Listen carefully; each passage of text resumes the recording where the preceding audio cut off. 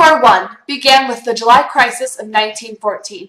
An Austrian-Hungarian royalty, Archduke Franz Ferdinand, and his wife Sophie were assassinated by Gavrilo Princip, a Serbian man. As time went on, war began because of imperialism, nationalism, militarism, and alliances.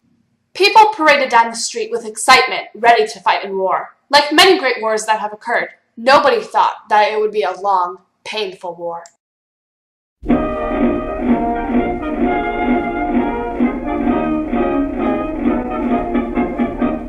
Johnny, get your gun, get your gun, get your gun. Take it on the run, on the run, on the run. Hear them calling you and me.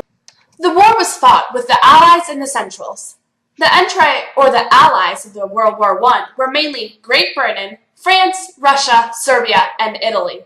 The Central Powers were Germany, the Austrian-Hungarian Empire, the Ottoman Empire, and Bulgaria. On July 28, 1914, Emperor Franz Joseph of Austria-Hungary declared war on Serbia for assassination of the heir of their throne. When war began, Russia was an ally already with Serbia, so they joined Serbia in war. Germany continued to declare war with other countries such as Russia, France, and Belgium, a neutral country. When Great Britain found out about Germany's invasion on Belgium, they quickly joined World War I, which was also known as the Great War. They also declared war on Germany. A few days later, Austria-Hungary declared war with Russia. Soldiers trained for months ready to join the war, not knowing that very few would make it out alive, healthy, and uninjured. Huge battles occurred, such as the Battle of Frontiers. Over 27,000 French soldiers died in this battle in only one day. One of the most major events that occurred during World War I was the sinking of the Lusitania. On May 7, 1915, a British ocean liner which ferried people and supplies across the Atlantic Ocean was torpedoed. The Lusitania was torpedoed by a German U-boat. There were 1,959 people on board the ship, and 1,198 were killed in this event. Since the Lusitania brought supplies to the United States, this caused the United States to join World War I. The Selective Service Act was issued on May 1917, and by 1918, over 3 million men had been drafted. Around 2 million soldiers from the United States went to France. These men served in the American Expeditionary Forces under General John J. Pershing. Later, in 1917, British cryptographers found a telegram from Germany to Mexico. The telegram tried to convince Mexico to join the German allies to fight the war and gain Mexico's old territories back, such as Arizona, New Mexico, and Texas. This gained many countries to hate Germany even more. The feelings that the United States gained were called anti-German feelings. These feelings had the United States strongly against Germany. The United States changed the city Berlin in Iowa to Lincoln, Iowa, since Berlin was a city named after Germany. Anti-German posters were made talking about how they would defeat Germany. Anyone with a German name or was German in any way were shunned. However, the Germans showed no mercy and were still fired up to win the war. The turning point of the war was the Second Battle of Marne. It began in the summer of 1918. It was a German drive against the French line. The battle was 3 long days of violent, intense fighting. About 85,000 Americans helped the Allies halt the Germans. Meanwhile, African Americans in the United States were moving north in the Great Migration. Work in the North opened up for African Americans in the states like New York and New Jersey. Factories opened and little stores opened, needing employees. The Great Migration went on from 1910 to 1970. At the end of the Great Migration, the African American community was urbanized in the North. The African Americans left southern states such as Texas, Alabama, and Mississippi. African Americans also took work in the military. Most African Americans served as non-combats.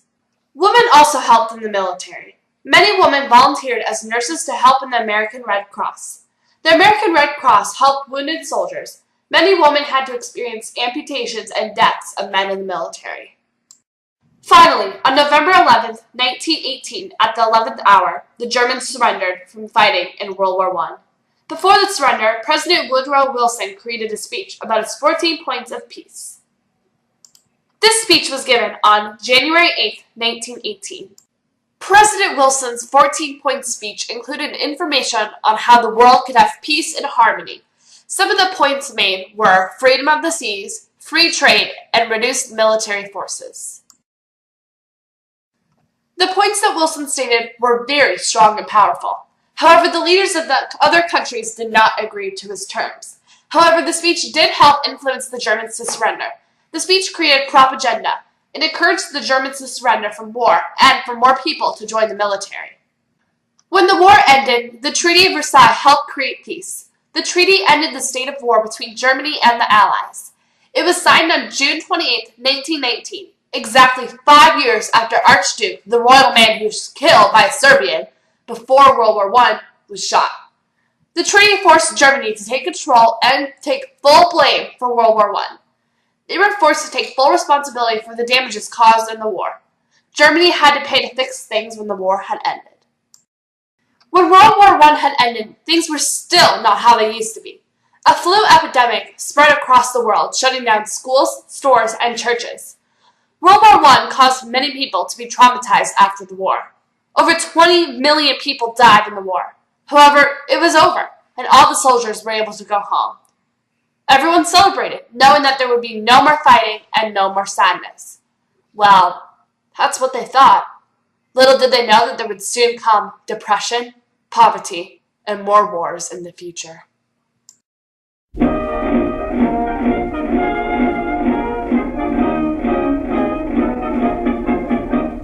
Johnny, get your gun, get your gun, get your gun.